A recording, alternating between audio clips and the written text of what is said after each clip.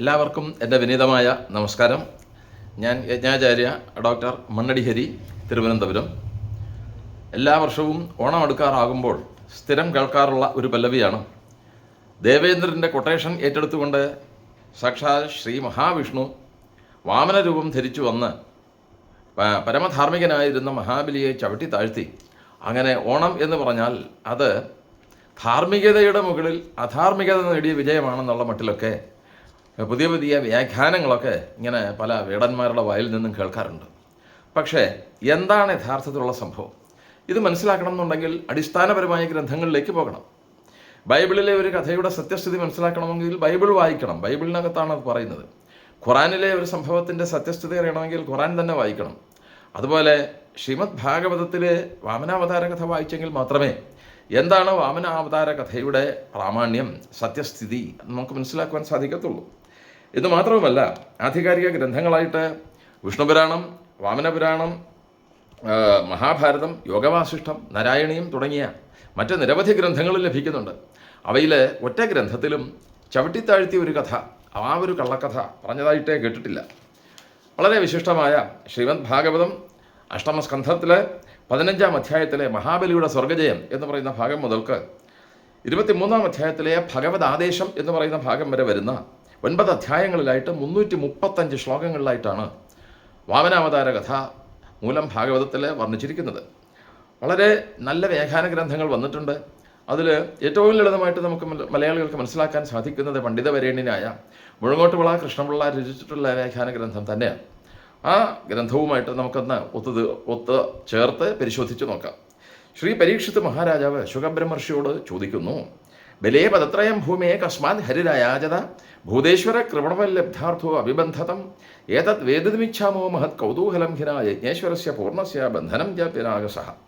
ഇത് ശ്രീമദ് ഭാഗവതം അഷ്ടമസ്കന്ധം 15-ാം അധ്യായത്തിൽ 1-2 ശ്ലോകങ്ങളാണ്. ഇതിന് മുഴങ്ങോട്ടുവിള കൃഷ്ണപിള്ള നൽകിയിരിക്കുന്ന ഭാഷാന്തരം ശ്രദ്ധേയമാണ്. ശ്രീ വിഷ്ണുദേവൻ ഈശനായിട്ടും ലുബ്ധന്മട്ടിൽ മൂവടി സ്ഥലമെന്തിന്നിരന്നു ബലിയോടായി അത് സന്മനസ്സോടും ഏകിയിട്ടും എന്തിനായ ദ്വിജ സമ്രാട്ടിനെ ബന്ധിച്ചു യജ്ഞേശ്വരൻ ഒരു കുറ്റവും ചെയ്യാത്തവനെ ദണ്ഡിപ്പത് ശരിയല്ല ഇക്കാര്യങ്ങൾ വിശദം വധിച്ചാലും. ഇതേ സംഗതി തന്നെയാണ് കിളിപ്പാട്ട് ഭാഗവതത്തിൽ എഴുത്തച്ഛനും ചോദിച്ചിരിക്കുന്നത്. എന്തിനു മഹാബലി തന്നോട് നാരായണൻ തൻ തിരുവടി മുന്നം മൂവടി പ്രദേശത്തെ ഭൂമിയെ സത്യവ്യാജാൽ അർത്ഥിച്ചു വാങ്ങിക്കൊണ്ടു കാമമുണ്ടെനിക്ക് അത് കേൾക്കാമെന്നിരിക്കിലോ. ഇതിന് മറുപടിയായിട്ടാണ് സമ്പൂർണമായ വാമനാവതാര കഥ ശ്രീമദ് ഭാഗവതത്തിൽ പറഞ്ഞു വച്ചിരിക്കുന്നത്. പരാജിത ശ്രീ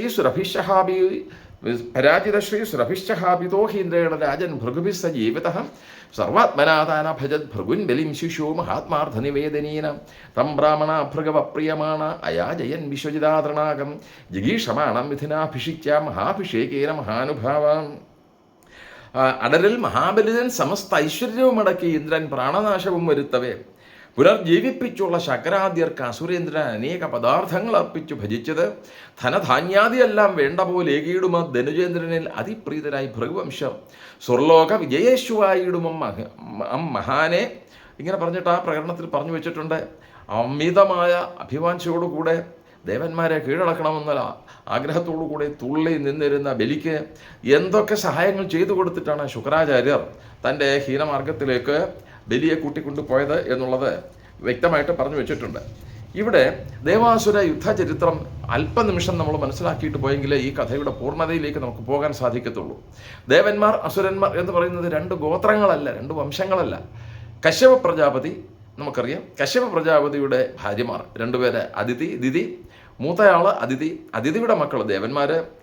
രണ്ടാമത്തെ ആള് അതിഥിയുടെ അനുജത്തി, സ്വന്തം സഹോദരി, അവരുടെ മക്കള് അസുരന്മാർ. ഇതിൽ വംശാവലി പറയുമ്പോൾ സത്വബുദ്ധികളായിട്ട് ദേവന്മാർ മാറിയപ്പോൾ അസുര സംസ്കാരത്തിലേക്കാണ് നിബന്ധിച്ചത്. അവിടെ നിന്ന് ആരംഭിച്ച ചില്ലറ പ്രശ്നങ്ങളാണ് പിൽക്കാലത്ത് കൊടും യുദ്ധങ്ങളായിട്ടും വലിയ പ്രശ്നങ്ങളായിട്ടും മാറിയത്. ദിതി സുതന്മാരിൽ, അതായത് അസുര വംശത്തിൽ ഹിരണ്യാക്ഷൻ, കശിപു, ശൂരപത്മാവ്, സിംഹഭക്തൻ, താരകാസുരൻ, ഗോമുഖൻ എന്നിവർ വളരെ കുപ്രസിദ്ധരായി. ഹിരണ്യകശിപുവിൻ്റെ പുത്രന്മാർ പ്രഹ്ലാദൻ, സംഹ്ലാദൻ, ഹ്രാദൻ, അനുഹ്രാദൻ. പ്രഹ്ലാദൻ്റെ മകനായിട്ടാണ് വിരോചനൻ ജനിച്ചത്. വിരോചനൻ്റെ പുത്രയാണ് മഹാബലി പിറന്നത്. മഹാബലിയുടെ പൂർവ്വജന്മത്തിലെ പേര് കിതവൻ എന്നായിരുന്നുവെന്ന വിവരണം സ്കന്ദപുരാണം മാഹേശ്വരഖണ്ഡം 18-ാം അധ്യായത്തിൽ വിശദമായിട്ട് പറഞ്ഞു വെച്ചിട്ടുണ്ട്. മഹാബലിയിൽ നിന്നാണ് ബാണനിൽ നിന്ന് നിവാത കവചന്മാർ എന്ന പേരിൽ 4 കോടിയിലേറെ അസുരന്മാരും പിൽക്കാലത്ത് ജനിക്കുകയുണ്ടായി. ഇത് ഈ വംശാവലിയിൽ വ്യക്തമായിട്ട് പറഞ്ഞു വെച്ചിട്ടുണ്ട്. മൂത്തയാള് അതിഥി മാതാവിൻ്റെ പുത്രനാണ് ഇന്ദ്രൻ. ഇന്ദ്രനും ബലിയും തമ്മിലാണ് ശീതസമരം ആരംഭിച്ചത്. അത് ക്രമേണ മുന്നിലേക്ക് പോയി. യൗവനയുക്തനായ ബലി ഇന്ദ്രനോട് യുദ്ധത്തിൽ തോറ്റു, പ്രാണഹാനിയും സംഭവിച്ചു. പക്ഷേ അത്യുഗ്ര കർമ്മങ്ങളിലൂടെ അസുരഗുരുവായ ശുക്രാചാര്യർ ബലിയെ പുനർജീവിപ്പിച്ചു.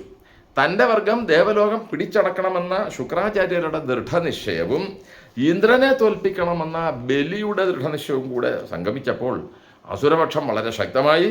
ബലി ദേവേന്ദ്രനെ വീണ്ടും ആക്രമിച്ചു പരാജയപ്പെടുത്തുകയും സകല സമ്പത്തും അപഹരിക്കുകയും ചെയ്തു.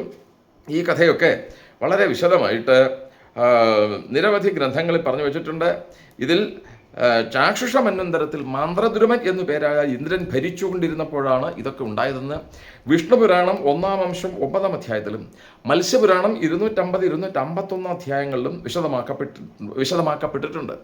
ശുക്രാചാര്യർ വിശ്വജിത്ത് എന്ന മഹായാഗം നടത്തി മഹാശക്തിമാനാക്കിയ ബലി ഇന്ദ്രലോകം ആക്രമിച്ച് അവിടം പിടിച്ചടക്കുകയും ഇന്ദ്രാദി ദേവന്മാരെ മൊത്തവും അവിടെ നിന്ന് തല്ലി ഇറക്കി ഓടിക്കുകയും അവിടം പിടിച്ചടക്കി ആവാസം ഉറപ്പിച്ചതായും മഹാഭാഗവതം അഷ്ടമസ്കന്ധം 15-ാം അധ്യായം 28 മുതൽ 36 വരെ ശ്ലോകങ്ങളിൽ വ്യക്തമായിട്ട് പറഞ്ഞു വെച്ചിട്ടുണ്ട്. ഇത് നമ്മുടെ ബുദ്ധിജീവികൾ ആരെങ്കിലും നമ്മളോട് പറയാറുണ്ടോ? ദേവേഷ്വധ ലീനേഷു ബലിർ വൈരോചനപുരിം ദേവധാനീമധിഷ്ഠായാവശം നിന്നേ ജഗത്രയം താം വിശ്വജൈനം ശിഷ്യം ഭർഗവ ശിഷ്യവത്സല ശതേന ഹയമേധാന മനോവ്രതമയാജയൻ തതസ്തത അനുഭാവേന ഭുവനത്രയ വിശ്രുതം കീർത്തിം ദിക്ഷു വിതന്വാന സരേജ ഉടരാടിവ. ഈ വിധം അവർ മുഴങ്ങോട്ടുപിള്ളയുടെ കൃഷ്ണപിള്ളയുടെ വ്യാഖ്യാനമുണ്ട്. ഈ വിധം അവർ മറഞ്ഞിടവേ രാജധാനി ആവാസമാക്കി ബലി മുപ്പാരുമടക്കിനാർ വിശ്വജേതാവായ അനുസരണമാർന്നീടുമായ ശിഷ്യനെ വത്സലന്മാർ ശക്രാദി ദ്വിജോത്തമർ ബലത്താൽ അവൻ അടക്കീടിനോര ഐന്ദ്രംപദം എടുത്തു പറയുന്നുണ്ട്. ബലത്താൽ അവൻ അടക്കീടിനോര ഐന്ദ്രംപദം നിലനിർത്തുവാൻ യജിപ്പിച്ചു 100 അശ്വമേധം. അതിൻ്റെ മഹാത്മ്യത്താൽ ആ മഹാബലി ലോകത്രിതയത്തിലും ഖ്യാതം തന്നുടെ കീർത്തിപുഞ്ചം 10 ദിക്കിലും പരം പരത്തി ഹിമരശ്മിക്കൊത്തുല അലസിച്ചത് പൃഥ്വീശതിലകമേ. ഇത്രയും കൊണ്ട് കൃതകൃത്യനായെന്ന മട്ടിൽ വർത്തിക്കും മഹാബലി ഭൂദേവാനുഗ്രഹത്താൽ സ്വായത്തമാക്കി ക്രമവൃദ്ധിയെ പ്രാപിച്ചതാം ശ്രീയാൽ സമാശ്ലിഷ്ടനായി വസിച്ചാൻ വിണ്ണിൽ സുഖം. ഇത് വ്യക്തമായിട്ട് പറഞ്ഞു വെച്ചിട്ടുണ്ട്. ദേവലോകം പിടിച്ചടക്കി മഹാബലി ദേവേന്ദ്രനെയും ഒക്കെ അവിടെ നിന്ന് തല്ലിച്ചാടിച്ചു. അവസാനം ദേവമാതാവായ അതിഥി കശ്യപ പ്രജാപതി എടുത്ത് സങ്കടം പറയുന്നു. കശ്യപ പ്രജാപതി സങ്കല്പിക്കുന്നു. അദ്ദേഹത്തിന് മനസ്സിലാക്കുവാൻ സാധിക്കുന്നു ശ്രീഹരി വിഷ്ണുവിൻ്റെ അടുത്ത അവതാരം ഉടനെ സംഭവിക്കുന്നു. സാന്ത്വനപ്പെടുത്തി ശ്രീഹരി വിഷ്ണു വിചാരിച്ചെങ്കിൽ നിന്റെ മക്കളുടെ സങ്കടം തീർക്കാൻ സാധിക്കത്തുള്ളൂ, പയോവ്രതം അനുഷ്ഠിച്ചുകൊള്ളൂ എന്ന് പറയുന്നു. ആ പയോവ്രതം അനുഷ്ഠിച്ചു. ആ പയോവ്രതത്തിൻ്റെ അന്ത്യത്തിൽ സാക്ഷാ ശ്രീഹരി വിഷ്ണു അതിഥി മാതാവിന് പ്രത്യക്ഷപ്പെടുന്നു. സങ്കടങ്ങളൊക്കെ കേട്ടു. എന്നിട്ട് എൻ്റെ മക്കൾ ജീവനോടെ ഇരിക്കുന്നു, അവരെ രക്ഷിക്കണമെന്ന് ഒരമ്മയുടെ ഉള്ളുരുകിയ പ്രാർത്ഥനയുടെ പരിണിത ഫലമായിട്ടാണ് അവിടെ ആ അവതാരം സംഭവിക്കുന്നത്. അങ്ങ് അല്പം പോലും സങ്കടപ്പെടേണ്ട. സ്വാംശേര പുത്രത്വപേത്യതേ സുരാൻ ഗോപ്താസ്മിനി മരീച തപസ്യധിഷ്ഠിത.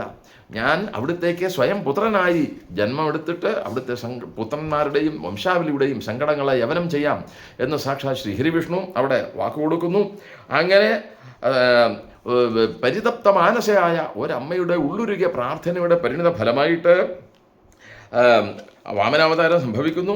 ഭാദ്രപദ മാസത്തിൽ ശുക്ലപക്ഷത്തിൽ 12-ാം തിഥിയിൽ ശ്രാവണ നക്ഷത്രത്തിൽ അഭിജിത്ത് എന്ന ശുഭമുഹൂർത്തത്തിൽ ചതുർബാഹുവായി ജന്മമെടുത്ത ഭഗവാൻ ശ്രീ മഹാവിഷ്ണു വാമനനായി അവസ്ഥാന്തരത്തെ പ്രാപിച്ച് ഉപേന്ദ്രൻ എന്ന പേരോടെ സർവ്വദേവതകളിൽ നിന്ന് ലഭ്യങ്ങളായ ദിവ്യ ഉപഹാരങ്ങളും സ്വീകരിച്ചുകൊണ്ട് നർമ്മദാ നദിയുടെ വടക്ക് തീരത്ത് ഭൃഗുകച്ചകം എന്ന സ്ഥലത്തെ മഹാബലിയാഗം നടത്തിക്കൊണ്ടിരുന്ന സ്ഥലത്തേക്ക് മന്ദം മന്ദം കടന്നു ചെന്നു.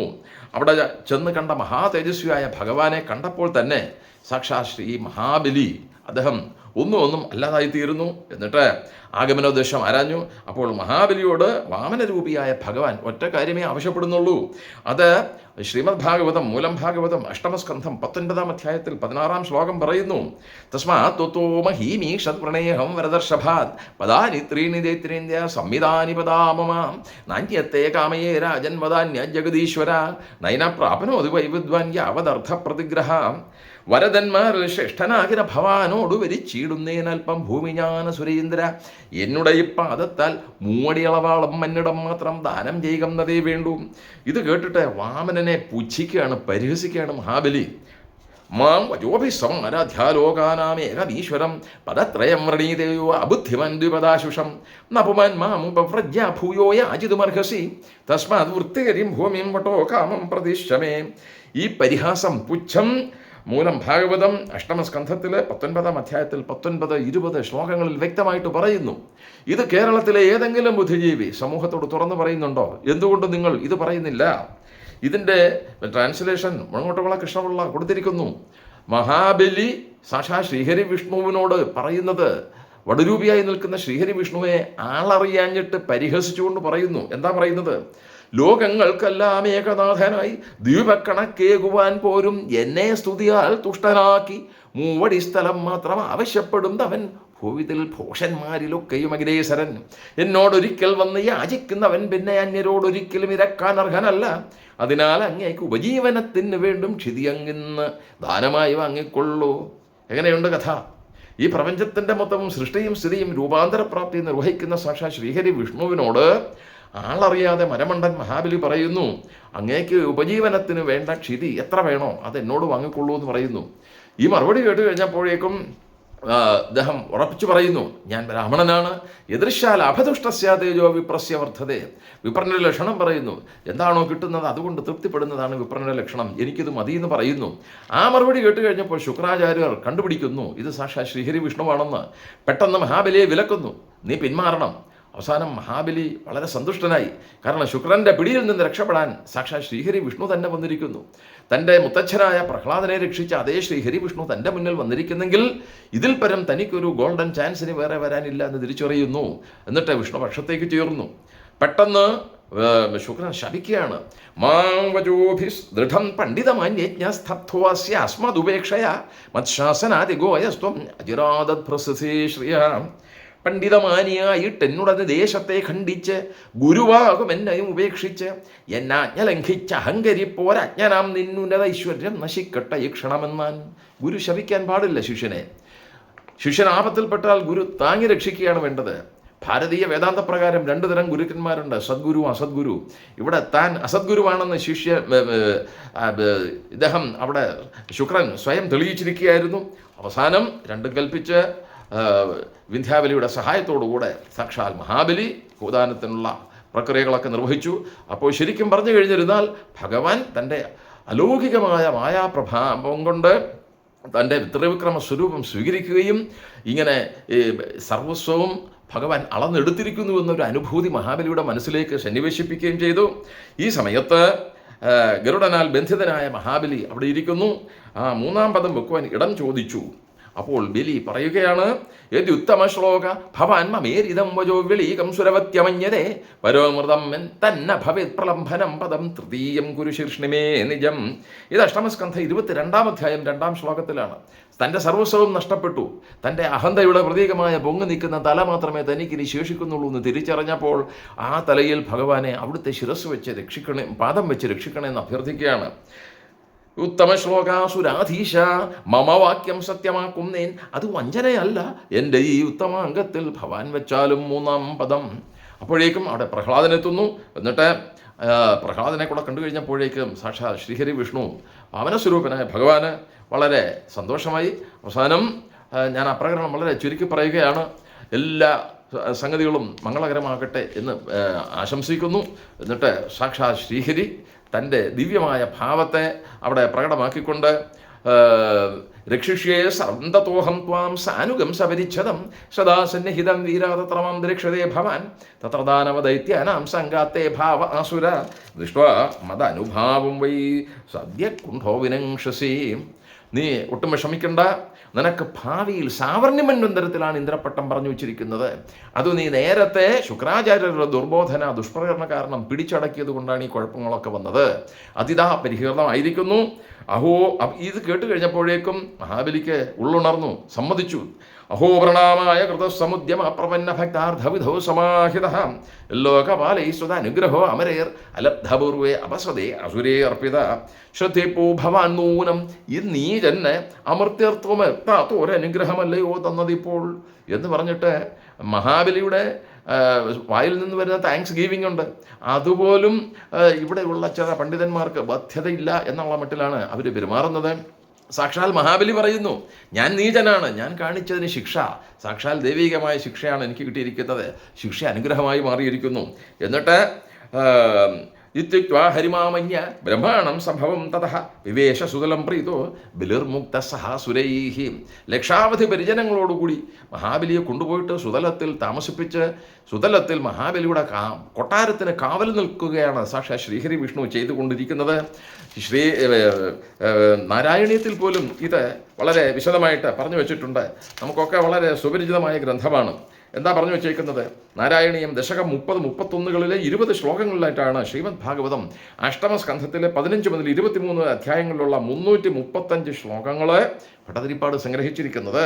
ദശകം 30 1-ാം ശ്ലോകത്തിൽ ശുക്രമഹർഷിയുടെ യാഗശക്തി കൊണ്ട് മഹാപരാക്രമിയായി തീർന്ന മഹാബലി സ്വർഗാദി ത്രിലോകങ്ങളും പിടിച്ചടക്കി ദേവേന്ദ്രനെ പോലും നിഷ്കാസിതനാക്കിയെന്ന് വ്യക്തമായിട്ട് നാരായണീയത്തിൽ തന്നെ പറഞ്ഞു വെച്ചിരിക്കുന്നു.